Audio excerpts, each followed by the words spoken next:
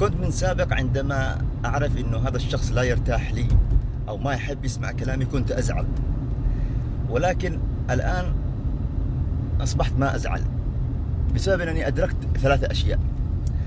أولا، إن الله عز وجل بجلالة قدره وعظمة سلطانه نصف البشرية أو ثلث البشرية ما يؤمن فيه، فما بالك أنت يعني ما يحب يسمع له.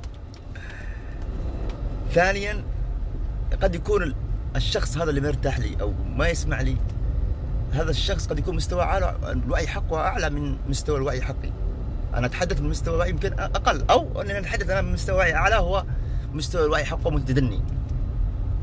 ثالثا، قد يكون اهتماماته غير اهتماماتي، الأشياء اللي يركز عليها هو أنا غير الأشياء اللي أنا أتركز عليها. أخيرا، كما يقول الله عز وجل: الطيبون للطيبات والخبيثون للخبيثات.